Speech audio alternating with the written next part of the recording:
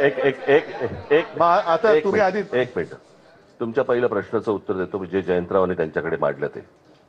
पहिली गोष्ट म्हणजे ज्या वेळेला तुमच्याच चॅनलवरती, तुमच्या म्हणजे तुमच्या नाही, चॅनलवरती ज्या वेळेला एक बातमी येते अशा अशा प्रकारच्या खोट्या यादीची, आणि त्याच्यानंतर ती 6 वाजता गायब होते.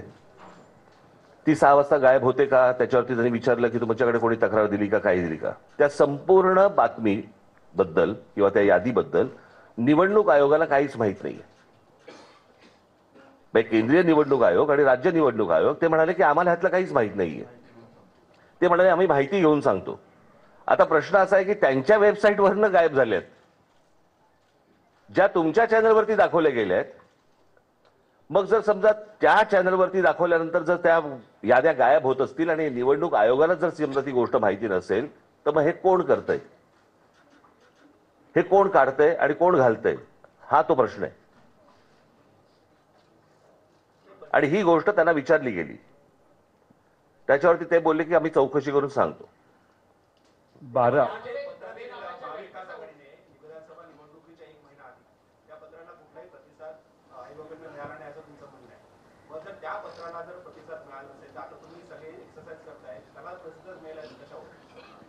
बोल.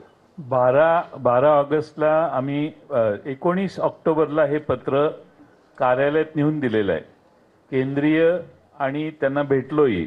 आमचे प्रतिनिधी म्हणून जितेंद्र आव्हाडजी स्वतः जाऊन तिथं 2-3 जण जाऊन भेटले, त्यांना हातात दिलं, पण त्याचा कोणताही कॉग्निजन्स त्यांनी घेतला नाही.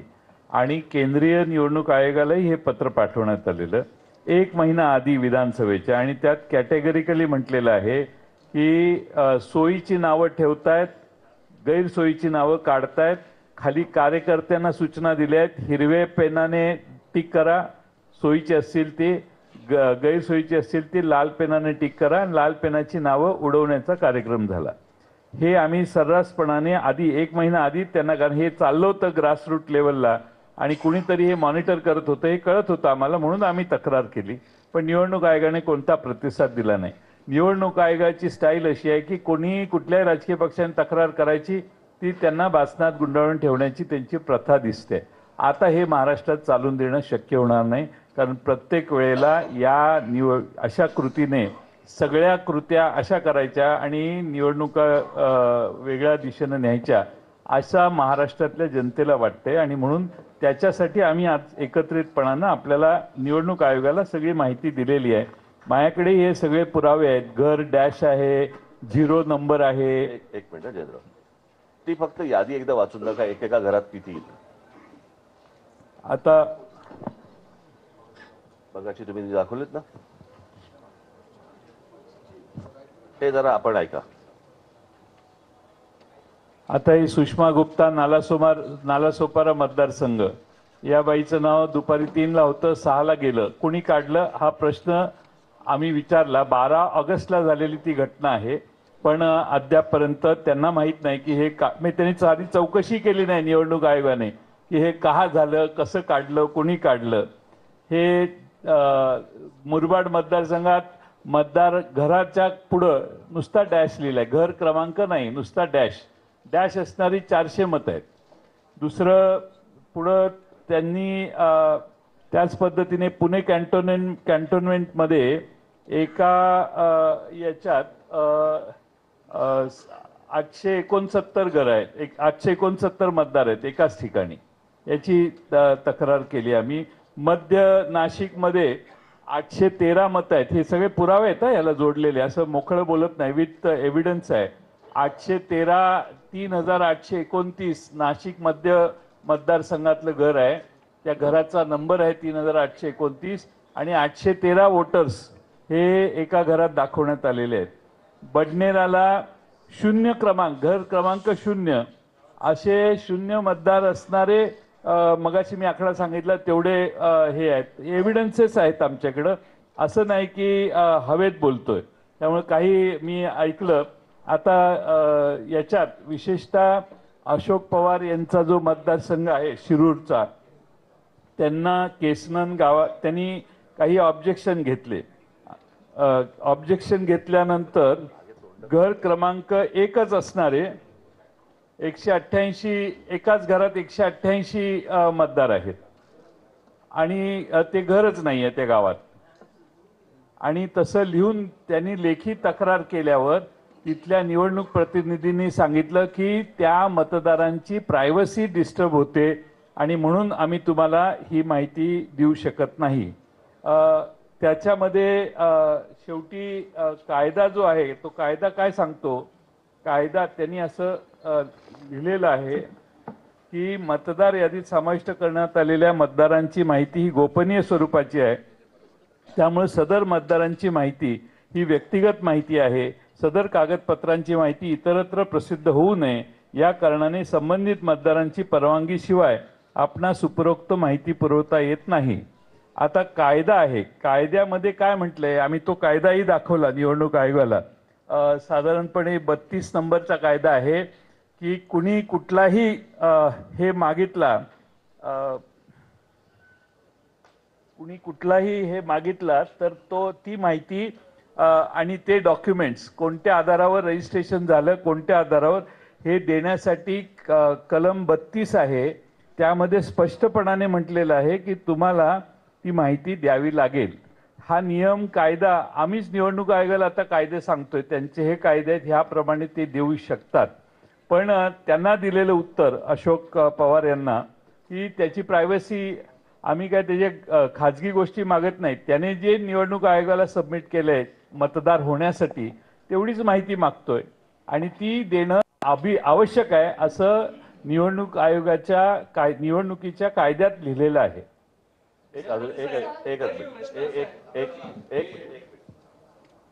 येतोय आवाज ऐकून? हा आवाज नाही. मला यातली फक्त एकच गोष्ट कळली नाही, समजली नाही, जे निवडणूक आयोग आम्हाला सांगते किंवा केंद्रीय निवडणूक आयोग आम्हाला सांगते की मतदारांची यादी ही गोपनीय असते. मला असं वाटतं मतदान हे गोपनीय असतं ना. आपण कोणाला मतदान करतोय ही गोष्ट गोपनीय असते. मतदार कसा गोपनीय असेल? जर ऑनलाईन तुम्ही जर समजा सगळ्या याद्या समजा असतात, याच्यापूर्वी दाखवल्या गेलेल्या आहेत, तर ती गोष्ट गोपनीय कशी असेल? आणि दुसरी गोष्ट, तिथे सीसीटीव्ही कॅमेरे तुम्ही लावता, जे नंतर तुम्ही 45 दिवसामध्ये डिलीट करता. जर तुम्ही बघू शकता, आम्ही नाही का बघू शकत? बरं, निवडणूक आयोग यांना निवडणुका लढवायच्या नाही आहेत, निवडणुका आम्हाला लढवायच्या आहेत. जर आम्हाला ते मतदार कोण आहेत हे कळले नाहीत, मला एक गोष्ट या संपूर्ण प्रकरणामध्ये मी मगाशी आपल्याला सांगायचं राहिलं, माझी ही निवडणूक याच्यामधलं जे काही प्रॉब्लेम्स आहेत किंवा याच्यामधले जे घोळ आहेत, याच्यावरची माझी ही दुसरी पत्रकार परिषद आहे. एक पहिली 2017ला झाली होती, मला असं वाटतं तुम्हाला माहिती असेल कदाचित. आणि त्यावेळेला पण मी ह्याच गोष्टी मांडत होतो की ह्या सगळ्या गोष्टी निवडणूक आयोग ही लपाछपी का करते. आता मगाशी आम्ही जे सांगितलं की एका ठिकाणी कुठे ते जिल्हा परिषदांच्या काही एक याद्या आल्या. आता 2022ला 3 फोटो सकट नावासकट सगळ्या याद्या आहेत 2022च्या. आणि आत्ताच्या ज्या याद्या आल्या आहेत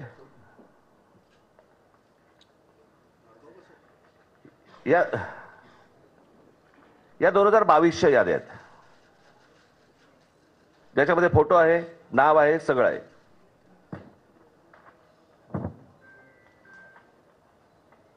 या आता जिल्हा परिषदेच्या 2025च्या याद्या आल्या ज्याच्यामध्ये फोटो काढून टाकलेत. हे सगळं निवडणूक आयोग स्वतः करतंय. हे का करतंय? जर समजा पारदर्शकता समजा ते आणतायत असं म्हणतायत किंवा आहे असं म्हणतायत जर निवडणुकांच्या प्रोसेसमध्ये, तर मग ह्या सगळ्या गोष्टी हे का करतायत आणि कशासाठी हा घोळ घालतायत? काय बोल ना.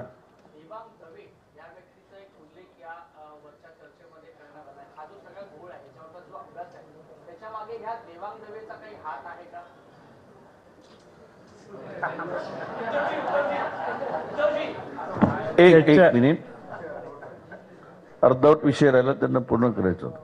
देवांग दवे हे निवडणूक आयोगाचे हे एका राजकीय पक्षाचे पदाधिकारी आहे आणि हे कुठेच लपून राहिलेलं नाही. त्यांच्याकडे जो कंत्राट दिला आहे, डिलीट करायचं पण आहे ना, एडिशनचं पण आहे. डिलिशनचं आहे, एडिशनचं, दोनही काम तो करतो आहे वेबसाईटवर अधिकृतपणे जाऊन. कारण अधिकृत कंत्राट दिल्यामुळे वेबसाईट हाताळण्याचं काम त्याच्याकडे आहे आणि तिथूनच कदाचित घोळ असावा असा आमचा गोड समज आहे. उद्धवजी, एक दोन चंद्रपूरमध्ये राजुरा मतदारसंघात अजूनही गुन्हा दाखल झालेला नाही. तिथे भारतीय जनता पक्षाचं नाव घेऊन सांगतो, त्यांच्या मोबाईलवर ओटीपी केलाय. हे सिद्धच झालंय. आम्ही तक्रार दिली पण अद्यापही तिथे कुठेही गुन्हा दाखल झालाय. आम्ही पकडून दिलं, चोरी पकडून दिली, कशा प्रकारची चोरी झाली पुराव्यासह दिलं. त्यामुळे आता ती कारवाई झाली नाही. तो पुढचा प्रश्न.